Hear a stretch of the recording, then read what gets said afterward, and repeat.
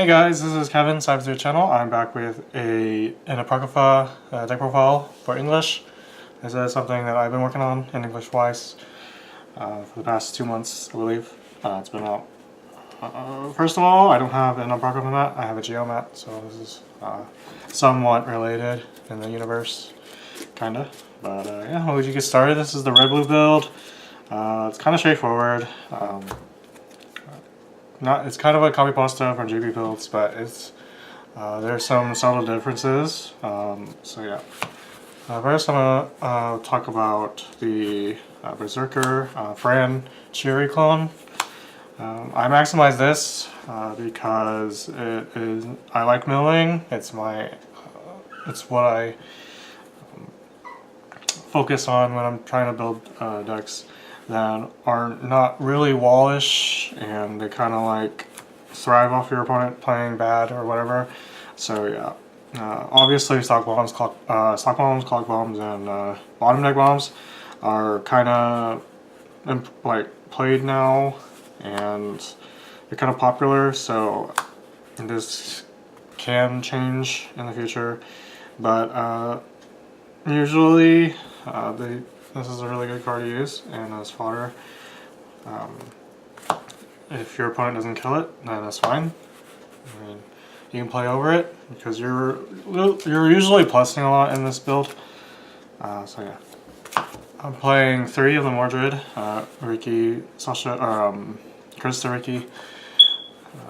This is probably my favorite variant of the effect, where you could actually scry one before you choose to salvage, or you can do it after. That's a really good option. So I'm running at 3 brainstorms. This can't get sniped. It has the immunity effect. This is pretty solid. Really nothing too much to say, and yeah. Really, you need this in almost every APO build. For some yellow, we have 3 of the Siegs. The Mills G2, that's the only reason why I run it, but also there's a tech card that can make him more useful in this in the grand scheme of things. And this, I don't run the bond that goes with this. I don't have a lot of space for it, but yeah, it's a good option to do if you're trying to prioritize some consistency in your stock, and yeah, or not stock, but you know, just try to mill out. And yeah, I'll get to that later when I said about stock. So I'm running only 2 of these. In Vanguard we call it counter charge, and so we can. She's a global 5, and she allows you to unflip 1 face down card in your level zone, which is pretty good. And I obviously run Chiron. You'll see later. And that's probably the main card I use to use the level zone flips. And lastly, I'm running 2 of the Shimikai level 0s, Jones. Really good utility. I need to reverse in this build, and yeah, that's a pretty solid card. I don't run runners in this deck. I've been talking about playing runners in English. And then comparing that to what my playstyle, my locals, I try to incorporate the meta and incorporate some adjustments to go with my meta, local meta, and yeah, runners are good, but I think you should apply a lot of pressure in this build. Too much as to mess around with your opponent, to not. I'm not saying it's not necessary. I'm just saying like there's ways to. There's different ways you can use the utility in this series.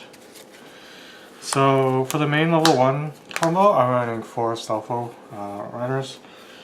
This card is, I guess you could say, kind of overrated. A lot of people are playing the Jones because they don't have to reverse, but I like having making your opponent choose whether to try to stick damage or try to or side against this, which is kind of like a moot thing where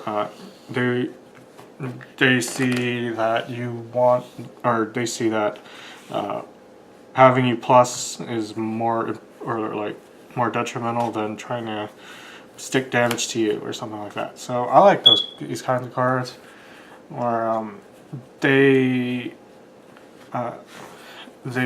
provide an obstacle pretty much. So yeah.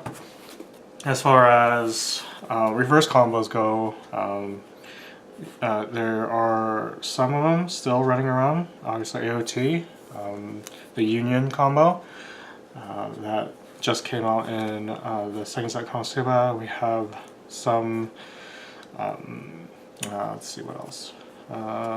Like, they're kind of still like relevant. So yeah, thanks to AOT, they're not like the thing anymore. Running 3 Chirons, really good card. He's almost free. He doesn't cost a stock, and you can drop anything that you don't need from your hand and just filter out. So he's a really useful card to salvage when you need a late game piece, and it's very, very important. I'm running 2 of these Scry and bottom deck jacks. I kind of struggle against walls, so this is really good unless they're playing standby, which this card's a really bad thing to do against them, since I don't have any suiciders in this build. So yeah, you kind of get kind of hot bogged if you're playing against any deck that stands by out 1/1s. She's really good for the matter of you trying to check for climaxes, give you better information for your brainstorms. So yeah, I'm running 2 of these Jones that pump a character, and it gives Global Soul by flipping a damage, or not damage, flipping a level card in the level zone. So yeah, if you guys didn't know, this card has an errata, so it's like all these effects have end of turn, so it shouldn't be too difficult to understand. I play 1 Gordes. So I kind of said earlier that Sieg can help out with stock issues because he's in homunculus trait. So your opponent doesn't kill your Gordet or your 3K Sig, or you want to heal for 1 stock using Pavnir, which I'm also running. You can do that by tapping him, and you pretty much play him for free. And he is a level assist to Servant, Master Homunculus, and he also gives Homunculus 1k. Pretty good card overall. He's a Master trait, so he's okay. I'm playing 1 stock build. Franz, Omniverse, you know, those. When you use an act ability, that generic ability, gives you a stock top deck, and yeah, pretty simple. And I'm playing pumping abilities, so it's not a bad card to have as a one-of. So I'm playing 2 of the promo Mordred's. If you need is a pretty solid beat stick, you're swinging in for 2 soul with this thing without climax, and then you can further control, modify your soul with either the Joan, or you just, you know, you also have Pavnir to maybe put this as a target for the shot. So, you know, here's a simply cheap card to use. The only anti-level support I'm using is this. Lancer, what's his name? I forgot his name already, but yeah. He's pretty much the bottom deck type bomb, which is kind of needed in some matchups. So you might want to increase him to 2, and probably that'll happen in the future when I'm infested with Konosuba, Kentai, and ReZero. Yeah, that's a good card against them maybe. So for level 3s, I'm playing 1 Jack for a climax-less finisher type of thing, and your opponent can't play backups, so they have to. Yeah, it's kind of like a good thing, but it's on. Yeah, it's only on her battle, so it's kind of. She won't be too big, so if they play backup, then it's fine because it doesn't need to reverse. Also, it's a draw 2, ditch 1. Try to dig. Place 2 Joan.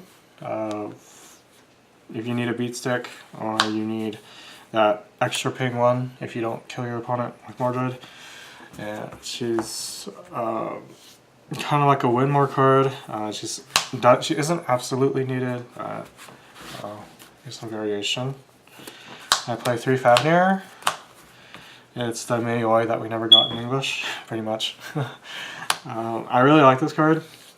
You can use them in different ways.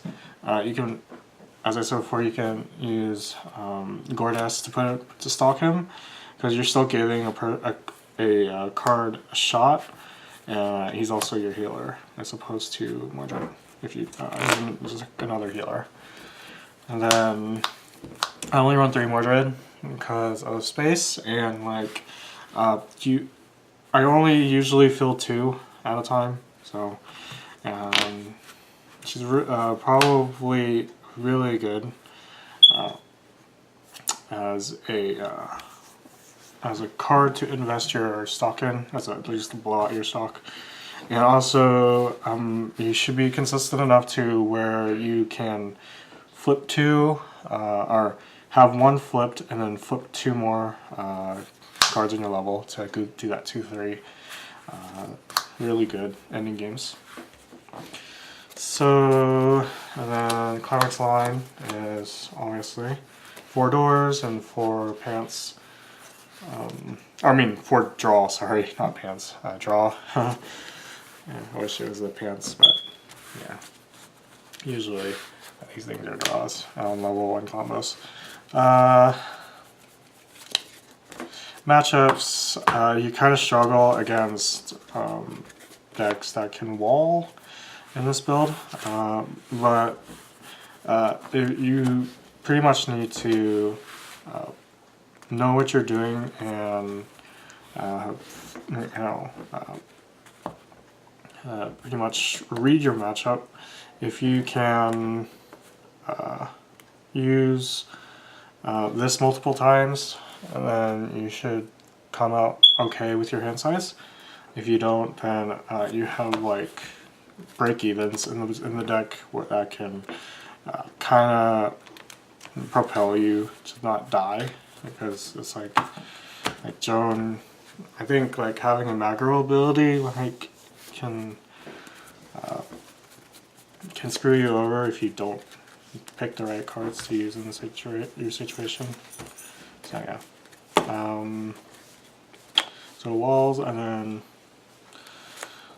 I haven't tested new Konosuba like recently at all, so that's like the newest thing that came out. And then the mirror, they should be squishy enough for you to reverse, so the mirror doesn't really matter to you. It's rather to see who pluses more, and like not screw up because your hands under there. It's pretty much the hand side and the hand advantage matters. Bang Dream, you kind of lose to because your cards die on defense, and their stock generation is like bonkers. Like, yeah.